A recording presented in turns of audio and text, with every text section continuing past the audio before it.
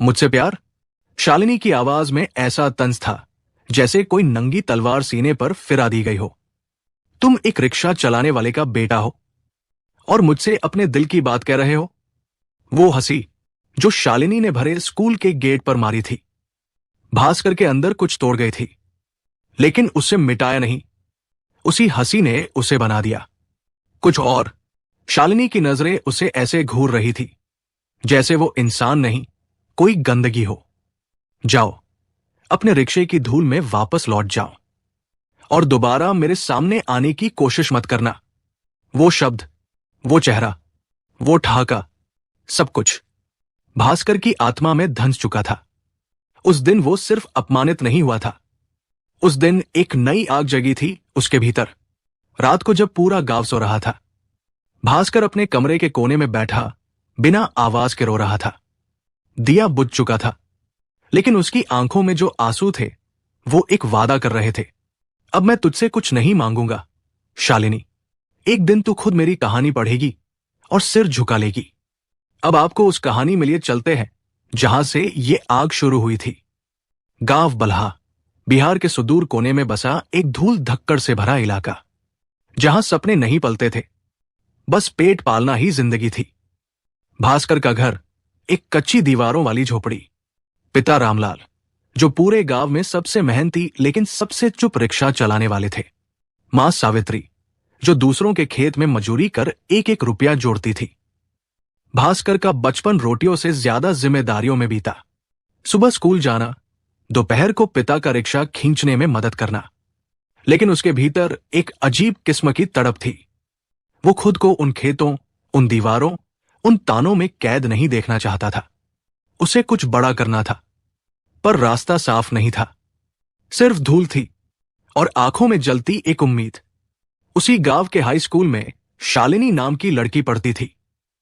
बड़ी कारोबारी की बेटी, घमंड उसका श्रृंगार था। महंगे कपड़े, ड्राइवर वाली गाड़ी और सबसे ऊपर खुद को समझना रानी। भास्कर ने कभी उससे बात करने की कोशिश नहीं की थी, बस दूर से देखता था। उसे अच्छा लगता था, उसका आत्मविश्वास, उसकी मुस्कान, उसका तेज। शायद वो प्यार नहीं था, शायद बस एक प्रेरणा थी।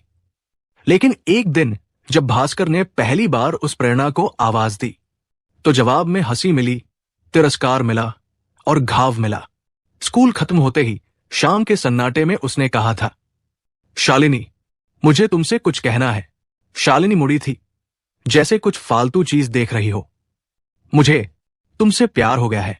शालिनी ने कुछ सेकंड उसकी आंखों में देखा, फिर जोर से ठहाका मारा।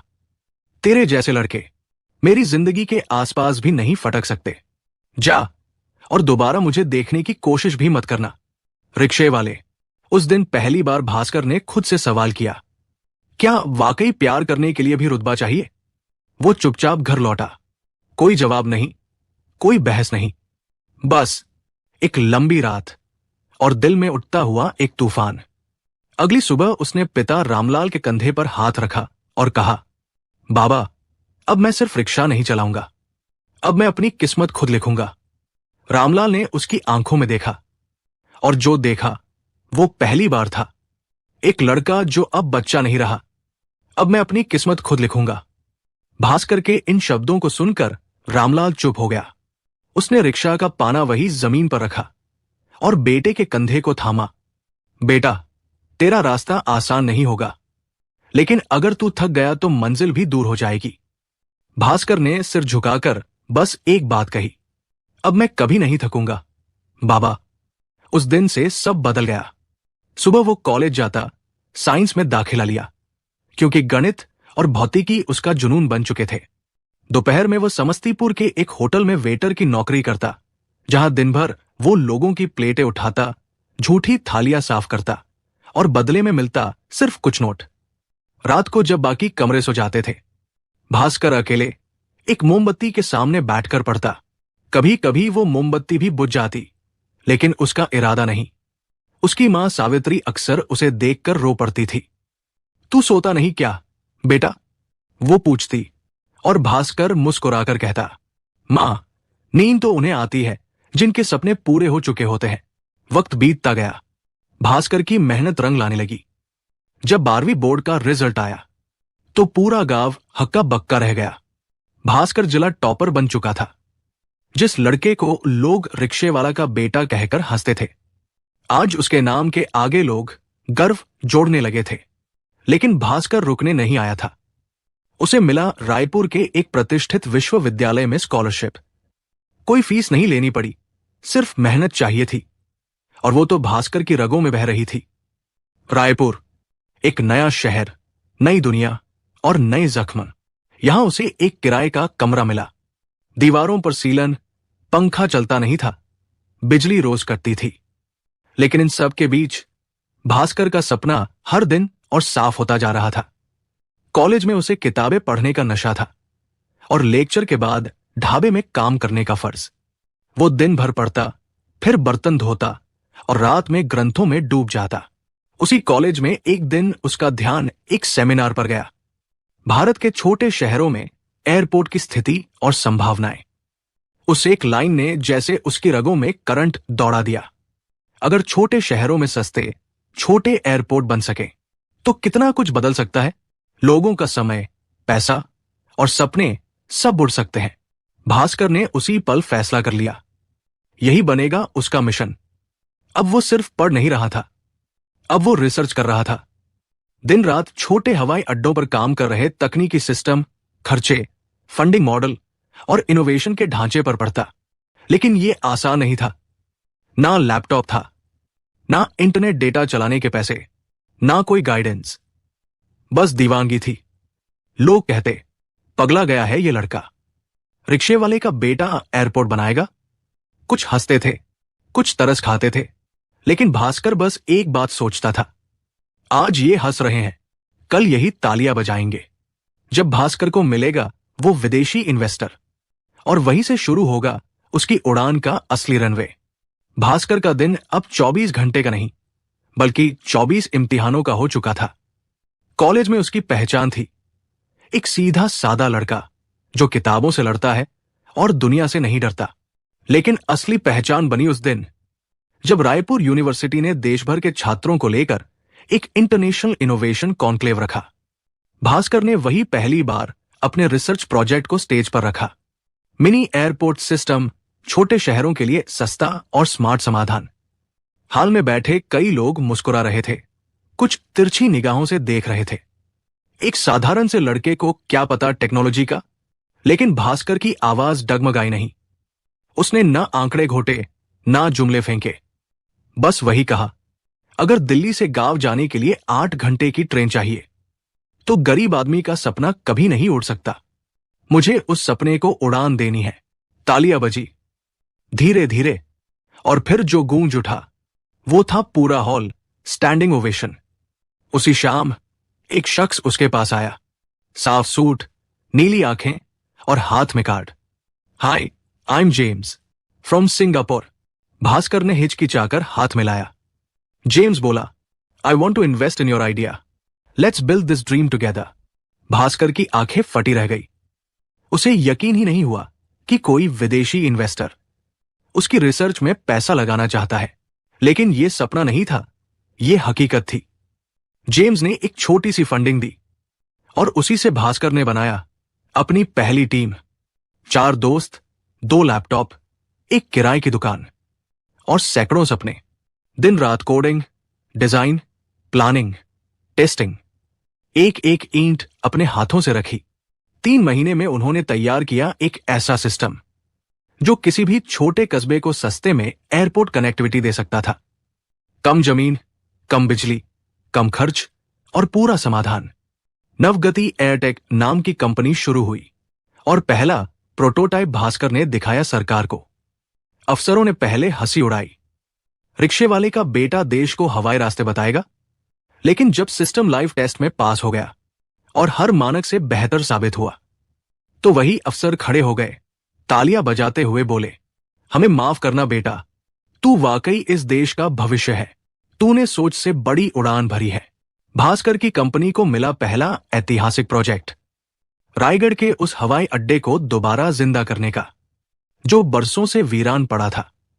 और जब 8 महीने बाद उस बंद पड़े रनवे पर पहली बार एक प्लेन उतरा तो उस जमीन की धूल नहीं, भास्कर की मेहनत की खामोश चिंगारी उड़ रही थी। पूरा गांव टीवी पर वो दृश्य देख रहा था जहां आसमान से एक सफेद जहाज नीचे उतरता है और नीचे खड़ा एक लड़का जो कभी रिक्शा की धूल में खोया रहता था, आज वही उस रनवे का मालिक था। उस दिन गांव की जमीन नहीं, भास्कर की मां की आंखें थर्रा गई और पिता का सीना गर्व से फूल गया। भास्कर ने तुरंत एक फैसला लिया, अब वक्त है उन्हें वो जिंदगी देने का जिसके वो हकदार है। उसने अपने मां बाप को गांव से शहर बुलाया। स्टेशन पर जब भास्कर उन्हें लेने पहुंचा तो वो अकेला नहीं था। पूरा मीडिया, कंपनी की टीम और तालियों की गूंज साथ थी। पिता रामलाल, जिन्होंने पूरी जिंदगी पसीने में भीगे कपड़ों में बिताई थी, आज पहली बार सिल्क का कुर्ता पहने अपने बेटे की बेंटली में बैठे। जिस स्टीयरिंग को उन्होंने कभी हाथ नहीं लगाया था, आज उसी में बैठकर वो सुकून से मुस्कुरा रहे थे। मां सावित्री, जिनकी हथेलियों की लकीरें खेतों की मिट्टी से भर जाती थी, आज वो उसी स्कूल की चेयरपर्सन बनी जहां उनका बेटा कभी टिफिन के बिना फटी कॉपी लेकर पढ़ा करता था। उस स्कूल की एक दीवार पर अब लिखा था, यहां पढ़ता था भास्कर, जिसने साबित किया कि हालात चाहे जैसे हों, अगर हौसला जिंदा है तो उड़ान खुद रास्ता बना लेती है। फिर एक दिन ऑफिस में इंटरव्यू चल रहा था। रिसेप्शन से आवाज आई, सर, एक कैंडिडेट आई है, शालिनी माथुर। भास्कर ने अपने हाथ से पेन रखा। कुछ पल के लिए उसके सामने अतीत का वो सारा मंजर घूम गया। स्कूल के बाहर शालिनी की हंसी, वो तिरस्कार भरी आंखें और वो एक वाक्य, अपनी औकात देखकर बात करना भास्कर। आज वही लड़की उसके सामने नौकरी के लिए खड़ी थी। उन्हें भेज दीजिए, भास्कर ने शांत स्वर में कहा। कुछ मिनट बाद दरवाजा खुला। शालिनी अंदर आई, सिर झुका हुआ, चेहरे पर थकावट, आंखों के नीचे काले घेरे। पहचान वही थी, लेकिन रुतबा अब गायब था। भास्कर, उसकी आवाज कांप रही थी। मुझे माफ कर दो, उस दिन जो कहा था उसका मुझे आज भी पछतावा है। मुझे नहीं पता था कि तुम इतना कुछ कर सकते हो। मैं आज सिर्फ एक नौकरी मांगने आई हूं और कुछ नहीं। कमरे में सन्नाटा था। भास्कर ने उसकी ओर देखा। वो न तो मुस्कुरा रहा था न नाराज था, बस उसकी आंखें शांत थी, एक ऐसी शांति जो तूफान के बाद आती है। शालिनी, उसकी आवाज धीमी थी लेकिन सीधी दिल तक उतर रही थी। उस दिन अगर तुम मुझे ठुकराती नहीं तो शायद मैं आज यहां नहीं होता। तुम्हारा तिरस्कार मेरी ताकत बन गया। तुमने जो किया उसने मुझे तोड़ा नहीं, तैयार किया। शालिनी की आंखें भर आई। वो अब कुछ कह नहीं सकी। तुम्हें नौकरी चाहिए, मिल जाएगी, लेकिन यह तुम्हारी बेइज्जती नहीं है। यह मेरा सबूत है कि इंसान किसी को नीचा दिखाकर नहीं, खुद ऊंचा उठकर जीतता है। भास्कर ने उसके सामने एक सिंपल जॉब रोल रखा, सामान्य सहायक पद। शालिनी ने कांपते हाथों से दस्तखत किए और पहली बार उसने भास्कर को सर कहकर बुलाया। अब भास्कर सिर्फ एक सीईओ नहीं था, अब वो नवगति एयरटेक का संस्थापक था, जिसका मॉडल पूरे भारत के 29 छोटे शहरों में लागू हो चुका था। उसका नवगण वायु केंद्र अब सैकड़ों युवाओं को रोजगार दे रहा था। उसने अपने गांव में एक मुफ्त स्कूल खोला, जहां बच्चों को सिर्फ किताबें नहीं, सपने पढ़ाए जाते थे। जहां हर दीवार पर लिखा था, तुम गरीब हो सकते हो लेकिन छोटे मत बनो। भास्कर अब रोज शाम को अपने घर की छत पर बैठता था, अपने माता पिता के साथ चाय पीता था, और जब आसमान में एक हवाई जहाज उड़ता हुआ दिखता तो मां से बस इतना कहता, देखो मां, अब मैं उड़ता हूं और मेरी उड़ान में तुम्हारी दुआएं हैं।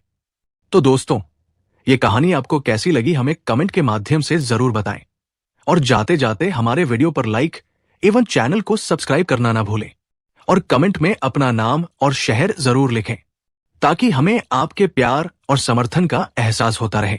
तो चलिए फिर मिलेंगे एक और दिल को छू लेने वाली सच्ची कहानी के साथ। जय हिंद, जय भारत।